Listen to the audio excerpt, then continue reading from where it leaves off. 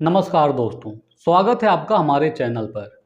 दोस्तों, आपने social media पे India is not for beginners का बहुत सारे मीम्स देखे होंगे। ज़्यादातर वो मीम्स नहीं बल्कि सच्चाई होती है, क्योंकि हमारे इंडिया में बहुत सारी ऐसी घटनाएं हो जाती है जो कि और कहीं नहीं हो सकती। इसीलिए बोलते हैं India is not for beginners. हाल ही में आपने न्यूज़ में देखा होगा कि बिहार के कुछ बच्चों ने यूट्यूब को देखकर बम बना रहे थे। सीरियसली, हो क्या रहा है हमारे देश में? इसलिए बोलते हैं India is not for beginners. But आज मैं कहता हूँ India is not for Hindenburg. I repeat, India is not for Hindenburg. आपको लग रहा होगा ये क्या बोल रहा है, लेकिन मैं सही बोल रहा हूँ। इस वीडियो का अंत होते होते मैं आपको इस पॉइंट को प्रूव करके दिखाऊंगा कि मैं ऐसा क्यों बोल रहा हूँ। दोस्तों, हाल ही में हिंडनबर्ग रिसर्च ने इंडिया के ऊपर एक नया रिपोर्ट पब्लिश किया है। इस वीडियो में हम उसी के बारे में बात करने वाले हैं। इस बार हिंडनबर्ग रिसर्च ने अपने रिपोर्ट में हमारे सेबी चीफ माधवीपुरी बुच और उनके हस्बैंड धवल बुच पर एलिगेशंस लगाया है।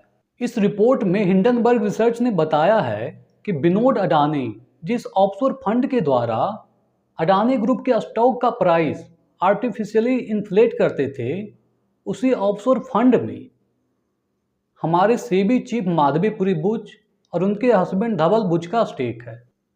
इस वजह से हमारे सेबी ने अडानी ग्रुप का इन्वेस्टिगेशन अच्छे तरीके से नहीं किया। कहने का मतलब डायरेक्टली जो है सेबी चीफ को और अडानी ग्रुप को लिंक करने की कोशिश की गई है। इस रिपोर्ट के बाद हमारे सेबी चीफ का स्टेटमेंट आता है जिसमें कि वे बोलते हैं कि सारे आरोप बेबुनियाद हैं, सारे आरोप बेसलेस हैं, इसमें कोई सच्चाई नहीं है। अब इसमें कौन झूठा है कौन सच्चा है ये हमें नहीं पता। अगर आपको पता हो तो आप कमेंट में बता सकते हैं, लेकिन यहाँ पे मेरा पॉइंट ये नहीं है। मेरा पॉइंट यहाँ पे ये है कि जब पिछले साल हिंडनबर्ग रिसर्च ने अडानी ग्रुप पर अपना रिपोर्ट पब्लिश किया था तो उस टाइम पे इंडियन मार्केट में ब्लड बाथ होना शुरू हो गया था। लगातार 3-4 दिन ओवरऑल पूरा इंडियन मार्केट गिरता गया एंड 3-4 दिनों के बाद भी अडानी का स्टॉक्स गिरता ही रहा एंड लगभग सारे अडानी स्टॉक ऑलमोस्ट 50% से ऊपर गिरा। हालांकि बाद में जैसे ही सुप्रीम कोर्ट से क्लीन चिट मिली तो स्टॉक प्राइस वापस रिकवर कर गया। लेकिन इस बार जब हिंडनबर्ग रिसर्च ने अपना रिपोर्ट पब्लिश किया तो इंडियन मार्केट में कुछ भी नहीं हुआ, लिटरली कुछ भी नहीं। मार्केट नॉर्मली जैसा बिहेव करता था वैसा बिहेव किया। हिंडनबर्ग रिसर्च का रिपोर्ट आए हुए एक हफ्ते से ज़्यादा हो गया, लेकिन मार्केट नॉर्मली अपना बिहेव कर रहा है। कोई भी अनएक्सेप्टेड मूवमेंट नहीं आया। ऐसा क्यों हुआ? जबकि इस बार हिंडनबर्ग रिसर्च ने लोगों को पैनिक करने के लिए रिपोर्ट पब्लिश करने से पहले एक ट्वीट डाला जिसमें लिखा था something big soon in India. इस ट्वीट को देखकर लोगों को पैनिक होना चाहिए, लेकिन इंडिया में लोगों ने इस ट्वीट का ही मीम बना दिया एंड रिपोर्ट आने के बाद तो मीम्स बन ही रहा है अभी तक।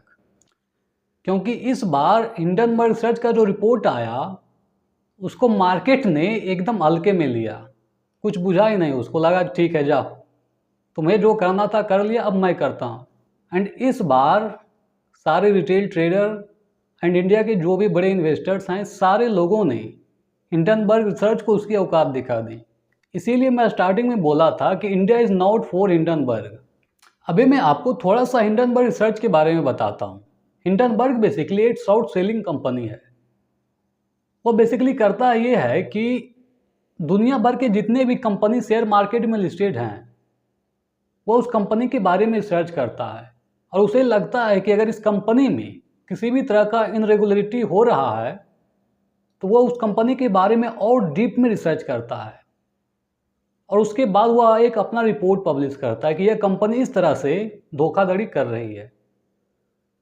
और वह रिपोर्ट पब्लिश करने से पहले वह खुद उस स्टॉक में हैवी क्वांटिटी में शॉर्ट पोजीशन बना लेता है और उसके बाद वो अपना रिपोर्ट पब्लिश करता है। और जैसे वह रिपोर्ट पब्लिश करता है तब वह स्टॉक धड़ाम से नीचे गिरता है और फिर वह पैसा बनाता है।